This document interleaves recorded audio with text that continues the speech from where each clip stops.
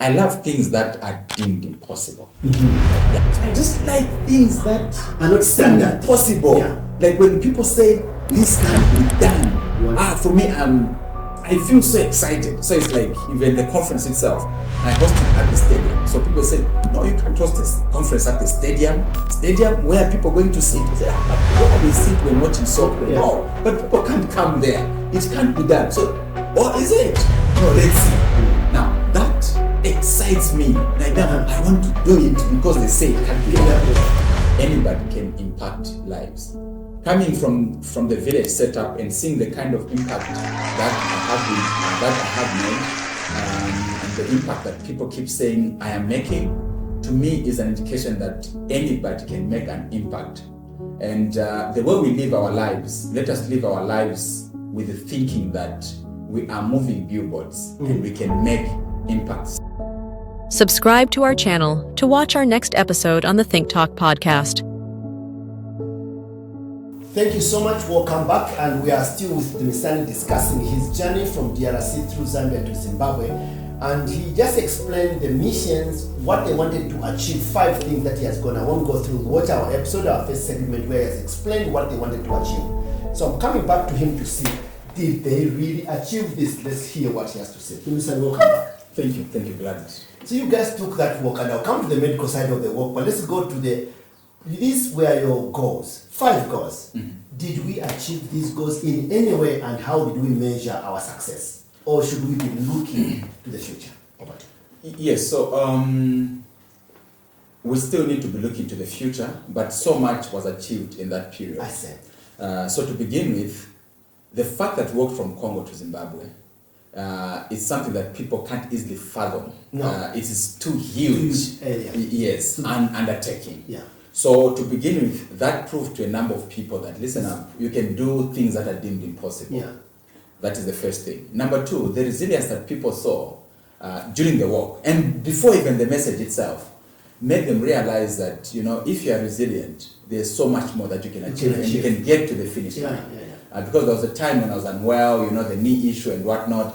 That was part of the journey, but the resilience and the push that we had all through was an indication that you can push through to the finish line. Over and above that, all through the walk, we were stopping and speaking to people all through the journey, all along the way. And the interesting thing is that the reach that we had along the way was so huge. People came in their numbers, and in certain places, hundreds would come through.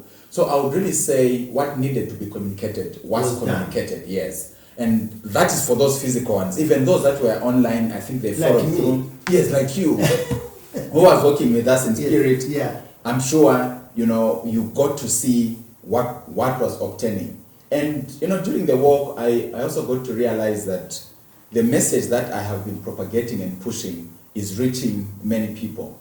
Because I had many people who just came through and joined in. Some brought gods and said, you see, you've impacted me in a way I can't explain. For the past 3 years, I've been following you. I'm so happy. I just thought I should go. Others brought water. Others brought food. And so others just offered accommodation. So I think all those things just indicated that, the message is reaching someone. Yeah, and people value it. And people value it. And some came through and gave testimonials. Because of your teachings, now I'm running this business and this is where we are.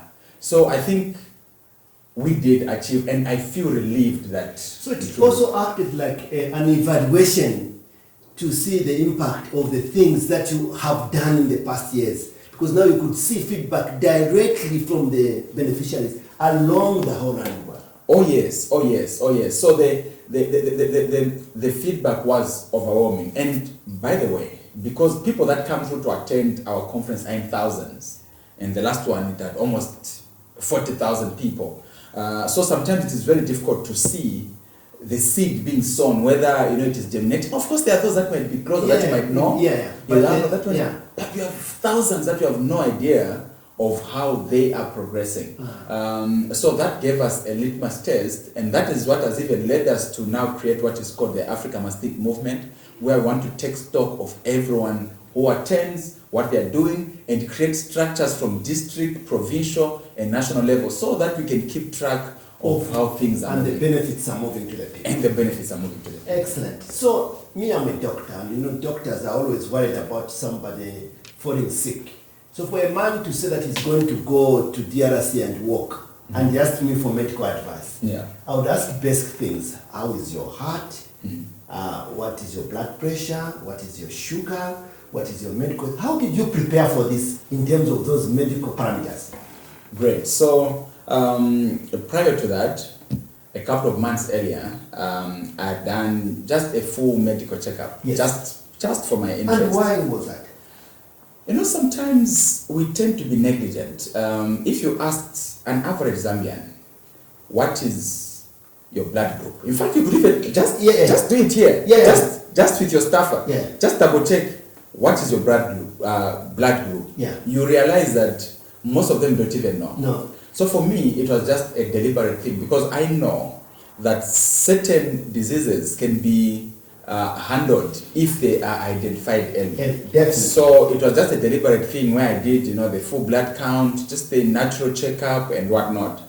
Though it was not just before the walk, it was just a normal routine thing, just to see to it. But that helped you to start getting into the mood for? That helped to start getting into the mood for the walk. So we did a couple of exercises, walking from town to some waterfalls more, some warm-up, walks, the gym and whatnot. How I wish I had done even more, but time just couldn't allow. Then mentally, so I should say this, I love things that are deemed impossible. Just something when people say... Is there a disease for such a thing? I don't know. Because I just like things that are not standard. Impossible. Like when people say, this can't be done. For me, I feel so excited. So it's like even the conference itself, I host it at the stadium. So people say, no, you can't host a conference at the stadium. Stadium where people are going to sit. I say, but where they sit when watching soccer? No, but people can't come there. It can't be done. So, or is it? No, let's see. Now, that excites me. Like now, I want to do it because they say it can't be done. So in fact, even in the walk itself, mentally, I don't know, I'm just excited. Like, no, I want to prove. So inner motivation. Inner motivation. So mentally, I had gotten to the end before we even started. Because for me, it was like, no. I think a human being can do exceptional things. We limit ourselves. So I want to do this. I like that. So, but physically and mentally, how did it go in practice? Did everything go well? Did you have some challenges that in hindsight you could have done differently? Yes, well, I did face, a few challenges where I felt maybe I should have done a lot of exercising, especially to build the muscles. Yes, the muscles, from the thighs, because I learned afterwards to say, if your muscles are not well built, the pressure sits a lot on the knee, like the actual, you're a medical person, but from a layman's thing, it's like the pressure on the knees. Yes, so I needed to have built the muscles so that, You have seen footballers, how they look like, if you just look at the thighs. Yes. So I wish I had spent a bit more time to make sure that is well built. But also what I realized along the way was that I think it was also some form of exercise on the way. So the initial walks that we had along the way, in the initial days, the journeys we are covering are not so huge. So the first day we did maybe 20 kilometers, then as we moved 25, so it also worked as a way of cushioning the pressure. Yes. Because towards the end, we broke the barrier. The final one should have been almost 80 kilometers walk in one day, in 24 hours. So it was something that was building off. I think also the body was acclimatizing and preparing and whatnot. And did you have yourselves checked after you finished to see whether you were in good condition or you had expired yourselves? So we had a break along the way where I had a full body check. And the language, which might be very complicated, but it sounded like extreme exhaustion and like such weights. Oh yeah, okay. Yes, and the electrolyte. So now you need to take, this much water, To these cover up fruits, the yes, sins. to balance. So, but the cool thing is that we are the medical personnel Yes, sir. On in the team. Yeah. Yes, and also we had the chef, a professional chef in the prepare, team. yes. Yes, to prepare the meal. So we had, the whole support team managing as we are working. So the team was, over 14. Yeah.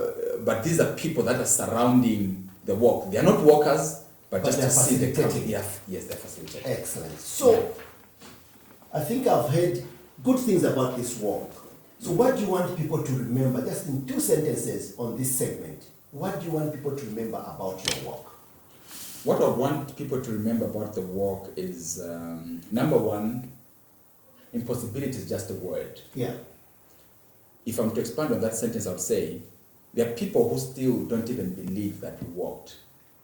Some are thinking we would walk during the day, at night, get into the vehicles, cover some distance. Yes, yeah. Then the following morning, You when we look get to like the you're cameras, hey, now we are walking, just to show that we are walking. So the fact that people don't believe that we walked, and me, I know, and God is the witness that we indeed walked, it has proved to me that what people say is impossible is actually possible. Yes. Because even after walking, people say, no, they can't walk. Yeah. It is not possible. Yeah. The fact that we did it, to me, the word I'll put across is that impossibility is just a word. Excellent.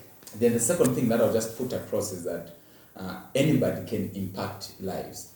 Coming from the village setup and seeing the kind of impact that I have made, and the impact that people keep saying I am making, to me is an indication that anybody can make an impact. And the way we live our lives, let us live our lives with the thinking that we are moving billboards and we can make impact. Seeing people in the villages saying, I've been following you in Kalomo, in the outskirts of Kalomo, and someone is saying, I've been following you, you've been, to me, it just moved me. Excellent. Yeah. Good. All right, so impossibility is just a word.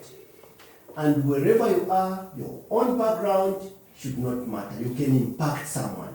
Somebody could be watching you. So we ask now a question, what are you doing? And I like the point that we should not look for the government, look for someone, but you in your house. What difference are you making? So until next time, Professor Mutale closing this segment, and thank you to my guest, Dumisani, once more. Thank you for coming, sir. Thank you. My pleasure being here. Subscribe to our channel to watch our next episode on the Think Talk podcast.